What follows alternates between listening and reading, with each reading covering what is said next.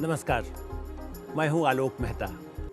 दिल से एक बड़ी आवाज़ निकलती है कि संघर्ष के बिना जीवन फीका है और संघर्ष करने के बाद जो सफलताएं मिलती हैं उसका सुख अलग ही होता है। और हमारे साथ ऐसे ही एक महिला नेत्री हैं जिन्होंने संघर्ष किया, बचपन से संघर्ष किया, युवा काल में संघर्ष किया, छात्र जीवन में संघर्ष किया, फिर रामलीला मैदान से लेकर के देश के विभिन्न भागों में संघर्ष ही करती रही हैं। और उसके बाद चाहे वो केंद्रीय मंत्री बनी हो, मुख्यमंत्री बनी हो, राज्यसभा में अपने दल की उपनेता बनी हो, लेकिन उसके बाद भी उनके मन में वही है, संघर्ष जीवन में जारी रहेगा। हमारी मेहमान हैं श्रीमती सुषमा स्वराज। सुषमा जी, आपका स्वागत है। जैसा मैंने कहा कि लोग ये कम जानते हैं, क्योंकि लोग जानते हैं कि आप नेता हो गई, मंत्री हो गई, मुख्यमंत्री हो गई, तो सब तालियां, गड़गड़ाहट, खुशियां सब दिखाई देती हैं। लेकिन उसके पीछे भी एक बड़ी संघर्ष यात्रा होगी, जो खास करके हरियाणा जैसे राज्य में, जहां लोग मानते रहे कि भाई कैसे लड़कियों के लिए, आज भी मानते हैं कि साहब बड़ा अभिशाप वहाँ माना जाता था, वहाँ तो आपका कुछ उससे बताएं कि कैसे आपके बचपन और छात्र जीवन में आपने कैसे आगे बढ़े, उस समय कैसे आपने संघर्ष करना पड़ा। आलोक जी, आपने सही कहा। वास्तव में जो महिलाएं राजनीति में हैं, ज़्यादातर के बारे में ये धारणा है कि उन्हें राजनीति या विरासत में मिली है या हादसे में। लेकिन मैं उन चंद महिलाओं में से हूँ जिन्होंने खुद कुआं खोद के खुद पानी पिया है, जिसे फर्स्ट जनरेशन पॉलिटिशियन कहते हैं। मेरे घर में न पीहर न ससुराल में किसी को चुनाव का चे भी पता नहीं था और राजनीति का रे भी पता नहीं था। अपने ही संघर्ष की यात्रा है और उस ईश्वर की कृपा। तो बचपन में मैंने जैसे आप जब तो बताते हैं कि स्कूल कॉलेज से ही आपने डिबेट बोलना शुरू कर दिया था, तो ये भी जैसे आपने कहा कि पिताजी या माताजी या परिवार में किन लोगों का ऐसा संस्कार था जिससे आपको मन में आता था कि नहीं, मैं जाऊँ, अपनी बात रखूँ?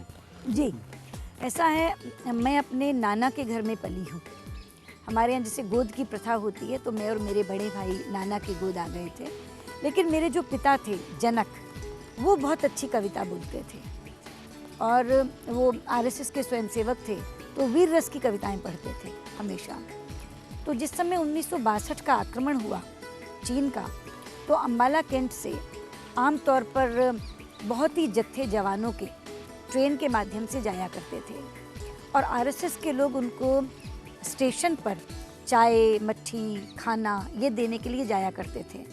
तो बाबूजी ने यहाँ से कहा कि तुम ये कविताएं लो और इन कविताओं को याद करो, और जिस समय आरएसएस के लोग वहाँ जा कर के उनको चाय, पानी, खाना देते हैं, तो तुम इन कविताओं को उन्हें सुनाया करो। स्टेशन पर ही? स्टेशन पर।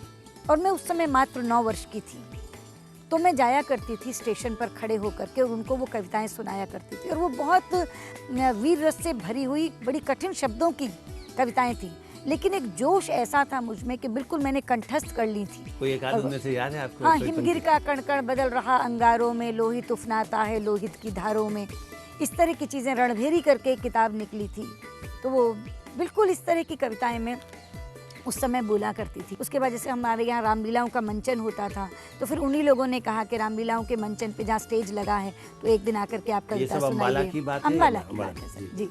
तो उस समय किस तरह से ये कॉलेज, फिर उसके बाद आप स्कूल से फिर कॉलेज में गई? जी हाँ, क्योंकि जब एक बार ये चीज़ सामने आ गया कि इस बच्ची को मंच का संकोच नहीं है, बहुत अच्छी कविता बोलती है, तो फिर स्कूल में जब डिक्लेमेशन कॉन्टेस्ट होने लगे, भाषण प्रतियोगिताएं, उसमें मुझे तैयार किया जाता था बोलने के लिए, मैं उसमें बोलने लगी। उसके बाद जब कॉलेज में गई तो फिर डिबेट्स में पार्टिसिपेट करने लगी, और फिर एक के बाद बड़ा, मतलब हमारे यहाँ स्टेट लेवल के प्रतियोगिताएं होती थी, तो हरियाणा स्टेट की जो प्रतियोगिता होती थी हरियाणा स्तर की, उसमें 3 बार मैं लगातार सर्वश्रेष्ठ वक्ता घोषित हुई, best speaker of Haryana state. फिर मैं पंजाब विश्वविद्यालय में लॉ करने गई चंडीगढ़ में, तो वहाँ पर AC बाली और के ग्रोवर मेमोरियल डिक्लेमेशन कॉन्टेस्ट होती थी, तो फिर उनमें मैं भाग लेती थी। साथ में नाटक में भी करते थे? नाटक में भी भाग लेती थी। तो पंजाब विश्वविद्यालय की मैं सर्वश्रेष्ठ वक्ता घोषित हुई। तो इस तरह से, क्योंकि वो एक बार पिकअप कर ली गई ना, लोगों को लग गया कि इसमें संकोच नहीं है मंच का और अच्छा बोलती है, उच्चारण बहुत शुद्ध है, तो फिर आगे से आगे, आगे से तो आगे। क्या आप खुद भी कविताएं लिखने लगी हैं उसके बाद, क्या कॉलेज जीवन में, या कुछ उस तरह का? हाँ, लेकिन वो कोई कवियत्री के तौर पे नहीं, जैसे कहते हैं ना स्क्रिबल कर लेना कि थोड़ा बहुत कभी ऐसे लिख लिया, लेकिन मैं अपने आप को उस श्रेणी में नहीं मान सकती कि मैं कोई कवियत्री हूँ। मुझे कविता पढ़ने का शौक़ है, समयानुकूल कविता और छंद बोलने का शौक़ है। उस मामले में मुझे काफ़ी से ज़्यादा महारत हासिल है, लेकिन स्वयं कविता लिखने में उतनी महारत नहीं। लेकिन जैसे जब कॉलेज में, आप स्कूल में, आपको विरोध कहीं, जैसे छात्र राजनीति में तो बड़ा होता है कि यदि अच्छा बोल रही है तो हूट कर दिया जाए, कुछ ऐसे क्षण भी होते थे जब ऐसे कहीं हूट या विरोध, एक सफलता तो ठीक है, उसके बाद डिबेट में होती है या ऐसा कभी भी नहीं हुआ मेरे साथ, ऐसा कभी भी नहीं हुआ। हालांकि मैं तो अपने कॉलेज की बेस्ट स्टूडेंट डिक्लेयर हुई, SD कॉलेज अम्बाला कैंट की सर्वश्रेष्ठ छात्रा। मैं NCC में थी, मुझे बेस्ट कैडेट ऑफ NCC का अवार्ड 3 साल तक लगातार मिलता रहा। तो ये सारा काम मैं करती थी, NCC की यूनिफॉर्म पहन के कॉलेज में जाती थी, कॉलेज की सर्वश्रेष्ठ वक्ता होने के नाते वहाँ पर बोलती थी छात्रों के। लेकिन कभी भी ऐसा क्षण नहीं आया कि कभी किसी ने हूट किया हो। शायद उस स्थिति को पार करने के बाद मैं कॉलेज में आई थी, स्कूल में ही मैं इस्टेब्लिश हो गई थी। तो आपका कोई रोल मॉडल भी रहा होगा जिनको आपको मन में लगे कि भाई मैं वैसा कुछ करूं? जैसे उस उम्र में एक बड़ा मन में होता है कि मैं चाहे झांसी की रानी, दुर्गावती या अहिल्या, या मुझे जो किताबें घर में पढ़ने को दी जाती थी वो दी जाती थी हमारे वीर हमारी वीरांगनाएं। तो और कोई किताबें मैंने पढ़ी नहीं थी, यही किताबें मैंने पढ़ी थी। तो नेचुरली जैसे आपने कहा कि महारानी लक्ष्मीबाई, अब मैं तो लोग तो लक्ष्मीबाई की बात करते हैं, लेकिन मैं तो उनके बचपन की कहानी पढ़ती थी। जब वो तांतिया टोपे के साथ खेलती थी, बाजी पेशवा के साथ खेलती थी, वो कहानियाँ मैं पढ़ती थी, तो बहुत ज़्यादा उनसे प्रेरणा मिलती थी। हमारे वीर हमारी वीरांगनाएं ये किताबें मैं पढ़ती थी। और मैं जहाँ मैंने बताया कि मैं नाना के पास पढ़ती थी, वो बहुत बड़े संस्कृत के ज्ञाता थे, वो आयुर्वेदाचार्य थे, राजवैद्य की उपाधि से विभूषित थे। 8वीं क्लास में जब मेरी छुट्टियाँ हुई तब उन्होंने मुझे सारा संस्कृत साहित्य हिंदी अनुवाद में ला करके दे दिया था। तो उन छुट्टियों में मैंने पूरा का पूरा संस्कृत साहित्य पढ़ गिरा था हिंदी में। संस्कृत तो उस समय बहुत थोड़ी मुझे आती थी, संस्कृत में पढ़ती थी उस समय भी, लेकिन चूंकि हिंदी में वो सारा पढ़ लिया तो संस्कृत साहित्य के प्रति मेरी रुचि और रुझान बहुत बढ़ गया था। तो आप हैरान होंगे कि 8वीं क्लास पास होने से पहले मैं रघुवंश, कुमार संभवम, मृच्छकटिकम, स्वप्न वासवदत्तम और दंडी का दशकुमार चरितम ये सब पढ़ चुकी थी। तो हिंदी कविता में बहुत रुचि रही, संस्कृत साहित्य में बहुत रुचि, तो कुल मिलाकर के साहित्यिक अभिरुचि बन गई। सुषमा जी बता रही हैं कि किस तरह से बचपन में उन्होंने संघर्ष देखा, छात्र जीवन में संघर्ष देखा, और अगले पड़ाव में हम बात करेंगे कि कैसे जब मैदान की लड़ाई लड़ने आई तो उन्होंने कैसे संघर्ष किया। मुझे जिंदगी में जो पुरुष मिले वो इतने ज़्यादा अच्छे मिले कि मैं कभी सर खरोंच के भी याद करूं तो मुझे ऐसा नहीं लगता कि मेरे साथ कभी महिला होने के नाते डिस्क्रिमिनेशन हुआ हो।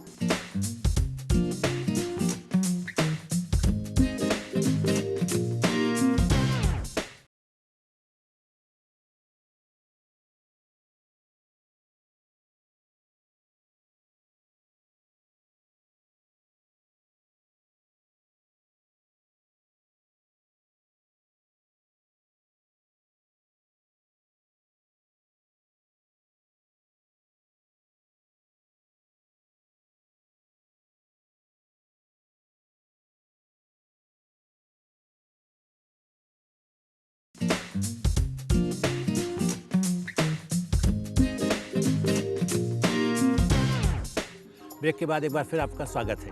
हम बातचीत कर रहे हैं देश की एक प्रमुख नेता श्रीमती सुषमा स्वराज से, और बातचीत हो रही थी कि कैसे संघर्ष हुआ बचपन में और स्कूल कॉलेज डेज में, और उसके बाद कैसे सफलता मिलती गई। लेकिन सफलता के लिए बहुत लंबा चलना पड़ता है। और सुषमा जी, आइए कुछ आपकी सफलता यात्रा पर जब हम बात करें तो चलकर बात करें। जब आपने बताया कि जैसे आप वो फेज़ ऐसा था जब इमरजेंसी से पहले का फेज़, जिस समय आप दिल्ली के रामलीला मैदान, मुझे आज भी याद है 74-75 में, तो उस समय आपको कैसा लगा, वो कोई जो क्षण आपको याद हो? जी हाँ, मैं बिल्कुल बताती हूँ। ये 1977 की बात है, रामलीला मैदान की वो रैली जिसमें जयप्रकाश जी आए थे, मोरारजी भाई आए थे, उस रैली को मैंने संबोधित किया था। तो संभवतः आप उस रैली में रहे होंगे। वैसे मुझे लगता है कि दिल्ली का कोई वासी घर में नहीं था और सभी लोग उस रैली में आ चुके थे। ये एक बहुत बड़ा संघर्ष का समय था आलोक जी। देश पर इमरजेंसी लगा दी गई थी उस समय। और आप तो 23-24 बरस की रही होंगी उस समय। जी, मैं उस समय 22 वर्ष की 1975 की तो ये आपको बात डर है। नहीं लगा है? मतलब रामलीला में जहाँ गोलियां बंदूक चलने के खतरे नहीं, होते मुझे थे, डर नहीं लाठियां लगा। चलने का। मैंने अभी आपसे कहा था कि मुझे जो किताबें पढ़ने को मिली थी, हमारे वीर हमारी वीरांगनाएं, वो पढ़कर और स्वतंत्रता का समर का इतिहास पढ़कर कई बार ये लगता था मन में कि उस समय क्यों नहीं पैदा हुए, और अगर उस समय पैदा होते तो हम भी ये करते, हम भी ये करते, हम भी ये करते। तो बल्कि कई बार मन में निराशा होती थी कि हमें वो सब करने का अवसर नहीं मिला। और आप यकीन मानिए, जब ये इमरजेंसी लगी और ऐसा हुआ कि इस इमरजेंसी का विरोध करना है, तो मुझे लगा कि ये तो कहीं हमारी वो जो छिपी हुई भावना थी वो सामने आ गई। अगर मैं मानती हूँ कि उस समय हम करते तो ये भी तो हमारी आज़ादी ही समाप्त हुई है, ये भी तो गुलामी का दौर आया है, तो ये तो लोकतंत्र की हत्या है, तो हम इसके खिलाफ क्यों ना लड़ें। तो अगर तू लड़ना चाहती थी तो खड़ी हो। तो आप एलएलबी कर चुकी थी? जी हाँ, मैं एक्चुअली जिस समय जयप्रकाश जी ने छात्रवाहिनी बनाई तब मैं लॉ के फाइनल ईयर में थी और हम लोग उसमें काम में लग गए थे। ये नवनिर्माण आंदोलन का था। कोई राजनीति में जाने का लक्ष्य तो नहीं था नहीं उस जी, समय? बिल्कुल भी शायद, नहीं। हाँ। मेरे पिता मतलब नाना जिनके पास मैं पली, वो मुझे कहते थे ये वाणी की धनी है, और इसीलिए उन्होंने मुझे लॉ करवाया था प्रोफेशन के नाते भी। लेकिन जिस समय जयप्रकाश जी ने छात्रवाहिनी बनाई और ये इमरजेंसी का दौर आया, उस समय तक तो फिर मुझको ये लगने लगा कि ये तो मेरा बिल्कुल एक राष्ट्रीय कर्तव्य है कि मैं इसका विरोध करूं। और आपको याद होगा उन दिनों सिटीजन्स फॉर डेमोक्रेसी बना था और एक PUCL People's Union for Civil Liberties बना था, उन दोनों की मैं मेंबर बनी। मैंने गांधी और लोहिया या समाजवादी एक तरह से आपकी उस समय भी असर वो दिखाई दिया। मतलब एक नहीं। तरफ आप पिताजी मतलब परिवार में RSS के लोग भी थे जी, लेकिन एक सोशलिस्टिक सोच भी आपके साथ मैं बताती हूँ उसको। ऐसा हुआ कि ये जो विरोध था ये सब लोग मिलकर कर रहे थे। छात्रवाहिनी जो बनी, मैं उस समय ABVP में थी और स्वराज जी समाजवादी युव जनसभा में थे, और हम लोग इकट्ठे, क्योंकि लॉ डिपार्टमेंट में भी इकट्ठे थे और इकट्ठे डिक्लेमेशन कॉन्टेस्ट में जाते थे, हम टीममेट होते थे। तो उसमें दोनों ने ज्वाइन किया। मैं अखिल भारतीय विद्यार्थी परिषद से आई और ये समाजवादी युव जनसभा से आए। तो उसके बाद जब एक्चुअल इमरजेंसी लग गई और इसके विरोध के लिए हमको निकलना था, तो इन्होंने जब आकर के ये कहा कि भी अब तो बिल्कुल लग गई है, 26 जून को इमरजेंसी लगी, 26 जून 1975 को, और नवनिर्माण आंदोलन तो पहले से चल रहा था। तो उन्होंने कहा कि अब हमको बाहर निकल कर इसका विरोध करना होगा। तो तब माता पिता ने कहा कि फिर शादी करो और निकलो, मगर नहीं, तो विवाह ये करके विवाह निकलो। भी परिवार के लोगों ने तय किया था या आपने तय किया था? नहीं, ऐसा था, हम दोनों एक दूसरे को जानते थे, बहुत अच्छी तरह से समझते थे। स्वराज जी भी आपके साथ पढ़ते थे? हाँ, मैंने कहा था हम लॉ में इकट्ठे थे और अच्छा। हम टीममेट हुआ करते थे। ओहो, अच्छा। डिक्लेमेशन कॉन्टेस्ट में, हाँ, ये बहुत अच्छा अंग्रेजी में बोलते थे और मैं बहुत अच्छा हिंदी में बोलती थी। तो जब बाइलिंगुअल टीम बनती थी तो हमेशा मेरी और इनकी बनती थी। Made for each other. और उस टीम ने कभी भी आज तक ऐसा नहीं हुआ कि ट्रॉफी ना जीती हो। उस टीम ने हमेशा ट्रॉफी जीती जिस टीम में मैं और स्वराज जी होते थे। लेकिन उस समय ये कभी दिमाग में नहीं था कि विवाह होगा। तो इतनी जल्दी विवाह तय हुआ? और नहीं, क्योंकि हम दोनों को जाना था संघर्ष में। इनके माता पिता मुझे जानते थे और मेरे माता पिता इन्हें जानते थे, और मेरे पिता ने ये प्रस्ताव इनकी माँ के सामने रखा और उनको लगा कि भी एक अच्छी जोड़ी बन सकती है जिसमें कहीं भी मतलब बेमेलपन कुछ नहीं है। उनको ये लगता था कि दोनों बच्चे, बल्कि उनको अगर थोड़ा बहुत जात का भी होता तो नहीं, ये क्योंकि उनको लगता था जाति भी समान है, कोई वो नहीं है, दोनों बराबर की हैं, उम्र एक सी है, प्रोफेशन एक सा है, दोनों एक दूसरे को समझते हैं। तो मैं कहीं खोजने जाऊँ, आप कहीं खोजने जाएं, इसका मतलब क्या है? तो इनकी माँ मुझे बहुत प्यार करती थी। मतलब लेकिन जब जैसे डिबेट वगैरह में जाते थे आप या इस तरह निकलते थे तो कहीं कोई आपत्ति नहीं होती थी कि आप कैसे लड़कों के साथ घूम रही हैं? या इस मामले में मैं बहुत सौभाग्यशाली रही कि मेरे नाना, जिसे कहते हैं कि जनरेशन गैप में 2 पीढ़ी का अंतर था, लेकिन वो बहुत ही प्रगतिशील विचारों के थे। मेरे पिता ने, तब नाना जी ने, न तो कभी NCC के कैंप्स में जाने से मुझे रोका, न कभी डिक्लेमेशन कॉन्टेस्ट के लिए जाने से रोका, और बाद में उनकी मृत्यु के बाद हमने पढ़ा, वो अपनी वसीयत में लिख कर गए थे कि मेरी ये बच्ची प्रतिभा की बहुत धनी है। बल्कि उन्होंने तो लिखा ये बिल्कुल देश संभालेगी, लाइक दैट। मतलब ये चीज़ वो अपनी वसीयत में लिख कर गए थे।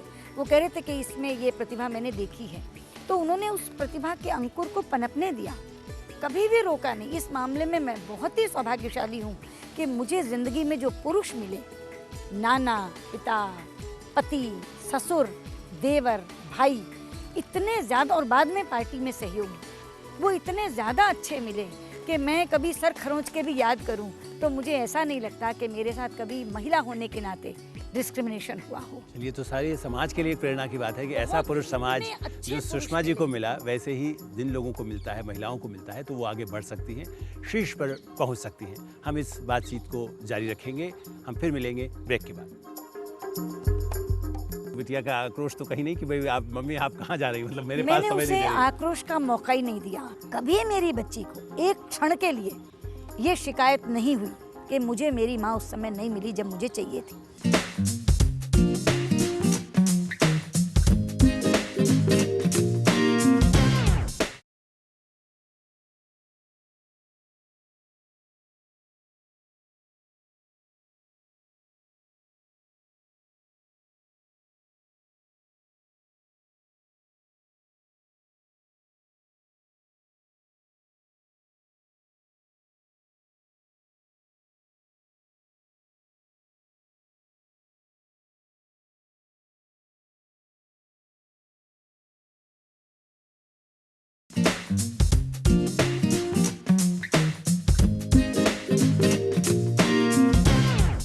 दिल से में एक बार फिर स्वागत है। हम बातचीत कर रहे हैं देश की सर्वश्रेष्ठ नेता माने जाने वाली सुषमा स्वराज जी से।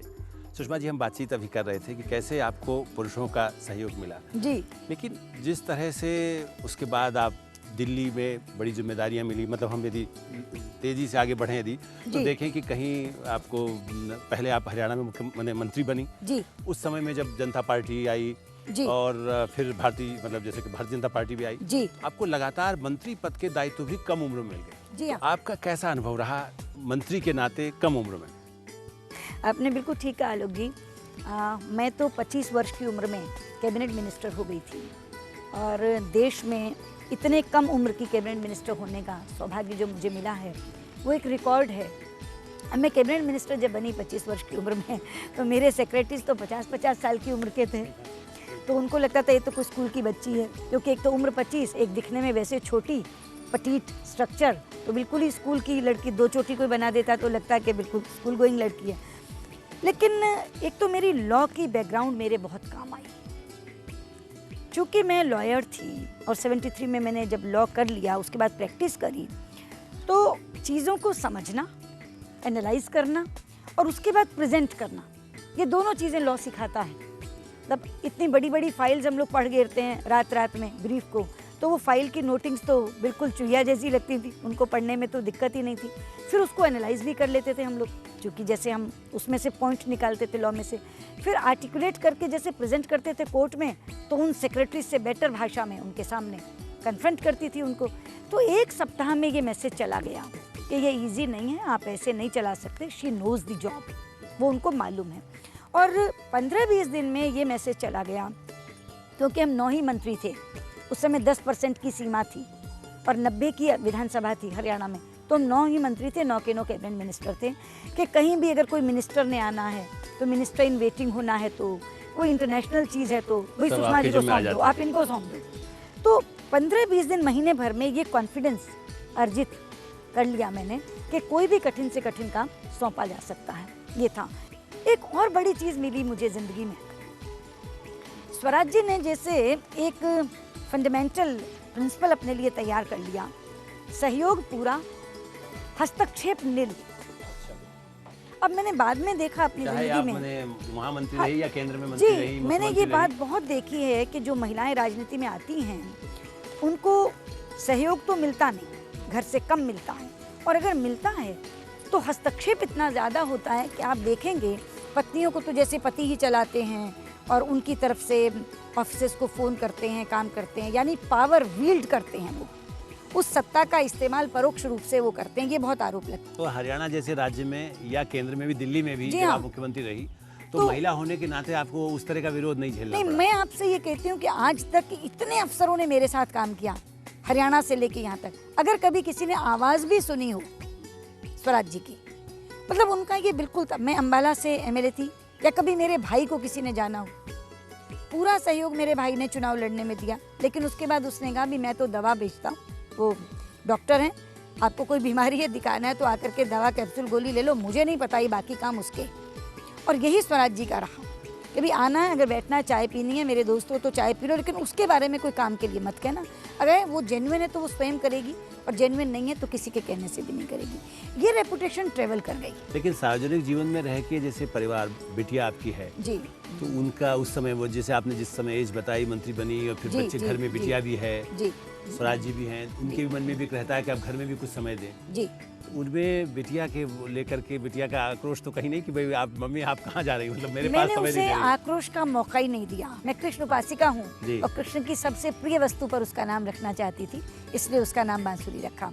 और स्वराज जी किसी म्यूजिकल इंस्ट्रूमेंट पे रखना चाहते थे, तो दोनों चीज़ मिल गई और नाम बांसुरी रखा।